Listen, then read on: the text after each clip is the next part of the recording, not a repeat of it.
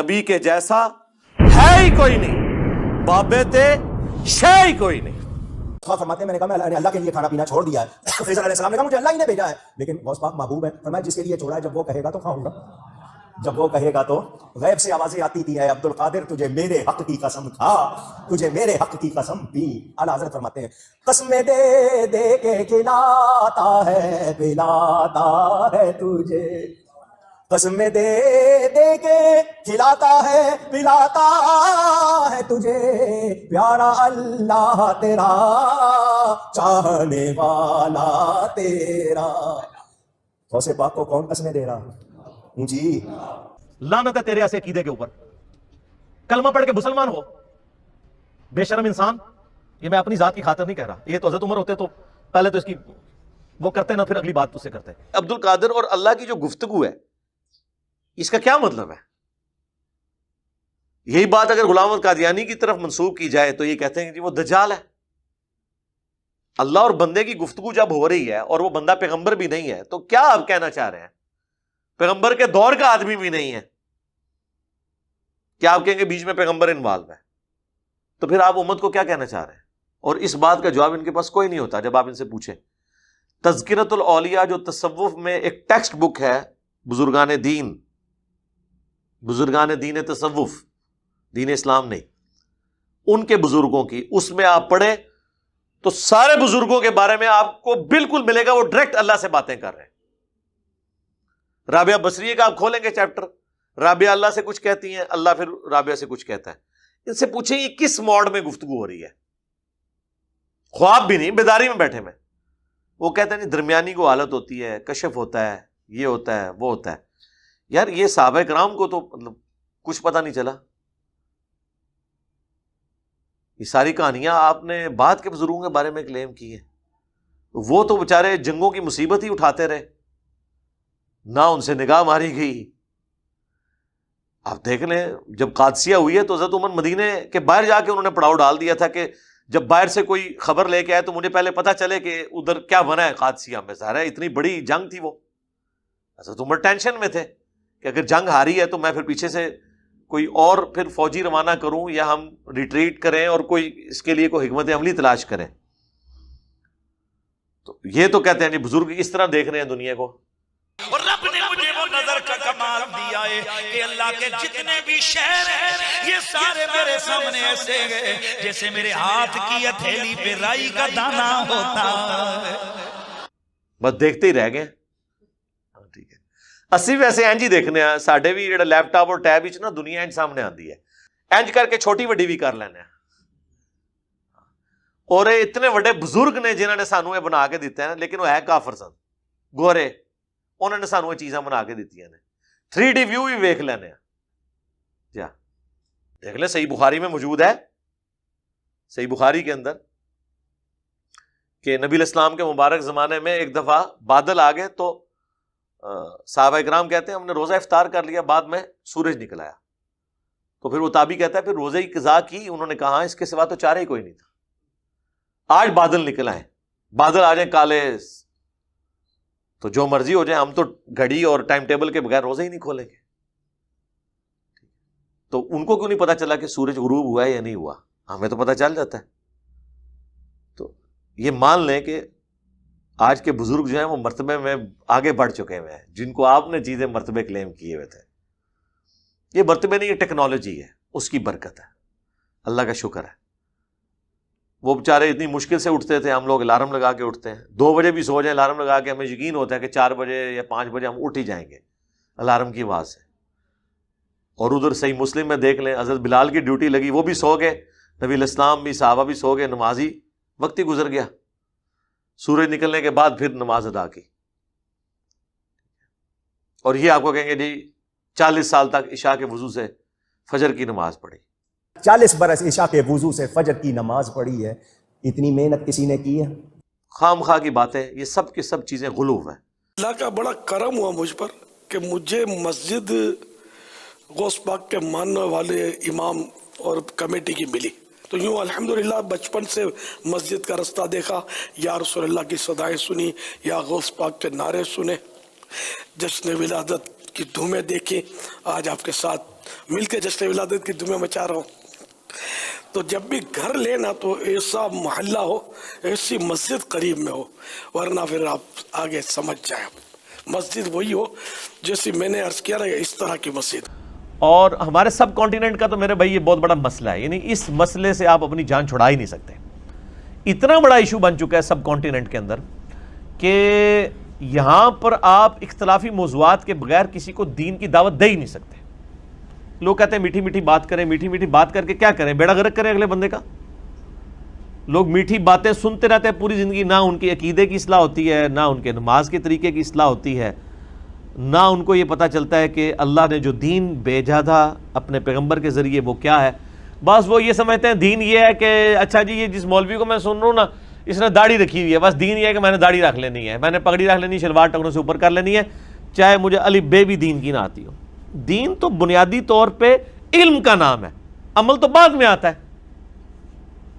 यहां पे लोग नमाजें कब शुरू करते हैं, किसी का जवान बेटा मर गया, किसी की बीवी मर गई, किसी की मां मर गई, तो नमाजें शुरू कर देगा। नमाजें कैसे शुरू करेगा, वो उसके मोहल्ले की जो मस्जिद है ना, उस मस्जिद का जो फिरका है ना, उस फिरके में वो फ्लरिश करेगा। हालांकि होना चाहिए था कि अब उसने अल्लाह के लिए डिसीजन किया है, इतनी उजड़ी मसीदी उथे जा वड़े थे, मतलब वो ही काम शुरू करता है। हमारे मोहल्ले में एक वाक़या है कि हमारे मोहल्ले में मेरी दादी माँ बताती हैं, एक वो मेरी दादी माँ की आलमोस्ट हम उम्र ही थी, वो फौत हो चुकी हैं, तकरीबन 70s की एज में वो फौत हो गई थी। तो उनके बारे में दादी माँ बता रही थी कि ये ख़ानदान पहले यानी मुसलमान था, सुन्नी ख़ानदान था। ये जब वो बूढ़ी औरत पैदा हुई ना, तो वो जिस बाप के यहाँ वो औलाद पैदा हुई, वहाँ पे उनके घर औलाद कोई नहीं थी।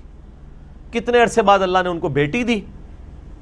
उस बंदे ने कभी नमाज रोज़ा कभी कोई चीज़ नहीं परफॉर्म की थी। यानी मैं बात कर रहा हूँ 19 सन कोई 20-25 के करीब की, पाकिस्तान बनने से पहले। उनके घर बेटी हुई, वो इतना खुश हुआ कि वो मस्जिद में चला गया शुक्राने के नफल पढ़ने के लिए, और वो मस्जिद जो है वो कादियानियों की इबादतगाह थी। वो कादियानी हो गया, आज उनकी पूरी नस्ल कादियानी है। अस्तगफुरुल्लाह पढ़ रहे हो तो ब्रेलवी देवबंदी वाले हदीस भी इंजी होए हुए जाए। यानी आपने कभी देखा है कि एक ब्रेलवी की मां मरी हो और उसने नमाजें शुरू करके वो अहले हदीस हो गया हो? है फ्लरिशिंग ब्रेलवी होगा वो ब्रेलवियत में तरक्की करेगा, इस्लाम में नहीं। अहले हदीस जो है वो अहले हदीसियत में तरक्की करेगा, इस्लाम में नहीं। एक शिया तो वो शियत में तरक्की करेगा। कभी आपने सुना है कि जी एक शिया का जवान बच्चा मर गया और माशाल्लाह वो उसके बाद सुन्नी हो गया? नहीं, वो प्रैक्टिसिंग शिया हो जाएगा। ओके, ऐत की मरम वाले लोग थे 2 दिन मैं 10 देगा देंगा। तो यहां पे जब कोई बंदे को ठोकर लगती है ना, वो इल्म नहीं हासिल करता बल्कि अपने फिरके में फ्लरिश करता है। और टुन्नी वाला ही काम हुआ है ना, पढ़ पढ़ा के सुनी, टुन्नी पढ़ पढ़ा के नहीं, बस वो वेख विखा के सुनी, अंधे बन के सुनी। तो ये इस तरीके से मामलात चल रहे होते हैं। अल्लाह ताला जिसको तौफीक देता है वो फिर इल्म के ऊपर यानी बुनियाद रखता है, और नबियों की विरासत जो है वो तो इल्म है ना जी, अमल तो बाद की चीज है। बात सुनानी है वो सुनो, मोहब्बत से सुनो, फतवे वाले ना सुने, दूसरे सुने, दिल वाले सुने। एक शख्स आया, हजरत मैंने ख्वाब में अपने बाप को देखा, मेरे बाप की वफात हो गई है, मैंने उसको अजाब में देखा। ख्वाब में बाप को अजाब में देखा है। बाप ने मुझे ख्वाब में कहा है गौस पाक के पास जाओ और उनसे मेरे लिए दुआ कराओ। मेरे लिए बोलो, वली मुश्किल कुशा हैं या नहीं, दाफेउल बला हैं या नहीं? किसने बनाया? अल्लाह। हजरत मैं आपकी खिदमत में आया हूं। फरमाया क्या तुम्हारा बाप मेरा मुरीद था? उसने कहा नहीं। फरमाया क्या उसने मुझसे खिलाफत ली? नहीं। कभी उसने मेरे पीछे नमाज पढ़ी? नहीं। वो तो सुस्तियां थी जिंदगी में, नमाज की दूसरी चीजों की सुस्तियां ही तो थी। आपने गर्दन झुका ली। बताओ उसने कभी मुझे देखा? नमाज नहीं पढ़ी मेरे पीछे, मेरी तकरीर नहीं सुनी, मेरा मुरीद नहीं हुआ, खिरका नहीं लिया, मुझे देखा? उसने कहा पता नहीं। फरमाया मेरी गली से गुजरा, मेरा लंगर खाया? मुझे देखा, मेरी गली से गुजरा, मेरा लंगर खाया? उसने कहा नहीं पता। गौस पाक ने निगाहें झुकाई। फरमाया मुझे फरिश्ते ने बताया कि उसने एक मर्तबा आपको देखा था, उसने आपको देखा था और देखकर बहुत खुश हुआ था। मुंह नहीं बटिया सी, तेवरी नहीं चढ़ाई थी, बुरा नहीं, बल्कि देखकर खुश हुआ कि वाकई अल्लाह के वली हैं, جب اس نے فرشتے نے گواہی دی فرمایا جا اللہ نے تیرے باپ پر رحمت کر دی ہے. اس نے کہا میں نے اپنے باپ کو بہشت میں دیکھ لیا ہے. آپ نے فرمایا جو شخص, دھیان سے سنو, غوث پاک نے کیا فرمایا, جو شخص صرف میرے نام سے نسبت رکھے گا, میرے نام سے, یا دل میں میرے لیے اچھا عقیدہ رکھے گا, میرے بارے میں اچھا سوچے گا, اللہ اس کی توبہ قبول فرمائے گا. سنو اب دوسری خوشخبری. سیدنا غوث پاک رضی اللہ تعالیٰ عنہ فرماتے ہیں اللہ تعالیٰ نے مجھ سے وعدہ کیا, محبوب ہے نا, وعدہ کیا ہے کہ وہ میرے دوستوں, محبت کرنے والوں, نام پکارنے والوں اور میرے بارے میں اچھا عقیدہ رکھنے والوں کو جنت میں داخل فرمائے گا. ایسی خوشخبریاں ہمارے غوث پاک دے رہے ہیں. رب کی عطا سے اللہ نے ان کو یہ شان دی ہے, ہم ان پہ جان کیوں نہ مارے, انہوں نے ہی بیڑا پار لگانا ہے انشاءاللہ. بخاری مسلم دونوں میں حدیث ہے کہ عبداللہ ابن ابی جب مرا ہے, حضور علیہ السلام نے اپنا کرتا مبارک کفن کے طور پہ اسے دیا, چونکہ اس کا بیٹا صحابی تھا, نبی علیہ السلام کی اخلاقیات تھے. اپنے مبارک ہاتھوں سے اسے قبر میں اتارا, جنازہ پڑھایا, اپنا تھوک مبارک اس کے منہ میں ٹپکایا. لیکن اینڈ رزلٹ یہ ہوا کہ سورہ توبہ میں آیات نازل ہوئیں کہ آپ 70 دفعہ بھی ان کے لیے مغفرت کی دعا کریں, ہم قبول نہیں کریں گے. اور آئندہ نہ تو آپ نے ان کا جنازہ پڑھنا ہے اور نہ کسی کی اس طرح کے بندے کی قبر پہ آپ نے کھڑے ہونا ہے. تو وہ اللہ کی مرضی کسی کو نفع پہنچائے یا نہ پہنچائے. بخاری مسلم دونوں میں حدیث ہے, نبی علیہ السلام کا ایک غلام تھا مدعم, جو آپ علیہ السلام کے اونٹ کا کجاوا کسا کرتا تھا, سفر و حضر میں آپ کو وضو کرواتا تھا, آپ کے ساتھ ایک اٹیچ تھا. جب مر گیا خیبر کے موقع پر ایک نامعلوم تیر اسے لگا, کوئی دشمنوں کی طرف سے تیر آیا تو لگ گیا, وہ شہید ہو گیا. تو صحابہ نے کہا کہ ہم تو اس کو جنت کی بشارت دیتے ہیں, کتنا خوش نصیب ہے یہ. تو نبی علیہ السلام فرمایا تم اس کی جنت کی بات کر رہے ہو, اور مجھے اللہ نے دکھایا کہ اس نے مال غنیمت سے صرف ایک چادر چوری کی تھی جو آگ کی اس کے اوپر ڈال دی گئی ہے. اب دیکھیں, یعنی اس سے آپ کو پتہ چل گیا صحابہ کرام کو وہ چادر نظر نہیں آئی, تو آپ کے بابوں کو کسی کی آخرت کیسے پتہ چل سکتی ہے, کشف القبور اور وہ پتہ نہیں کیا کیا کلیم کرتے ہیں. سورہ توبہ میں بھی آیا نا کہ ہم نے مومنین کی جانیں اور مال جنت کے بدلے میں خرید لیے. اور پھر ساتھ آیا کہ اے اہل ایمان اس بیعت کے اوپر خوشیاں مناؤ. یہ ہے وہ بیعت, انہوں نے پکڑ کے دوسری والی بیعت بنا لی ہے. مسلمان کی بیعت تو اللہ کے ساتھ ہے, نبی علیہ السلام کے ساتھ جو بیعت ہے یا خلفائے راشدین کے ساتھ وہ بیعت خلافت ہے, یعنی وہ اللہ کے خلیفہ ہیں دنیا کے اوپر, اللہ کے ریپریزنٹیٹو. بیعت اللہ کی لے رہے ہیں وہ بھی, کہ ہم اس کے نائب کی حیثیت سے. یہ جو حضرت عیسیٰ علیہ السلام نے کہا تھا من انصاری اللہ, کون ہے جو میری مدد کرے اللہ کے لیے, تو قال الحواریون نحن انصار اللہ. تو حضرت عیسیٰ کے 12 ساتھی تھے اور ہے بھی وہ دھوبیوں کو بات سمجھ آ گئی. حضرت عیسیٰ علیہ السلام گلیلی جھیل کے کنارے جا کے نا ان جو دھوبی کپڑے دھونے آیا کرتے تھے ان کو دعوت دی, باقیوں سے نے تو قبول نہیں کی, انہوں نے قبول کر لی. تو انہوں نے کہا ہم اللہ کے لیے آپ کے ساتھی. تو حضرت عیسیٰ علیہ السلام بھی اللہ کے لیے اپنے ساتھ لوگوں کو اٹیچ کر رہے تھے. پیغمبر اٹیچ کرتا ہے اللہ کے لیے, پیغمبر اپنی ذات کے لیے نہیں اٹیچ کرتا. سورہ نساء کے اندر بھی آیا ہم نے کوئی بھی رسول بھیجا نا وہ اللہ کے اذن کے ساتھ اللہ کی طرف بلاتا تھا, اپنی طرف نہیں. سورہ آل عمران میں بھی آیا, اللہ تعالیٰ فرماتا ہے کبھی ایسا نہیں ہوا کہ ہم کسی پیغمبر کو نبوت اور جو ہے وہ اپنا حکم دے کر بھیجیں اور لوگوں سے وہ یہ کہنا شروع کر دے کہ لوگوں اللہ کو چھوڑ کے میری عبادت کرو, بلکہ وہ تو کہے گا کونو ربانیین, اللہ والے بن جاؤ.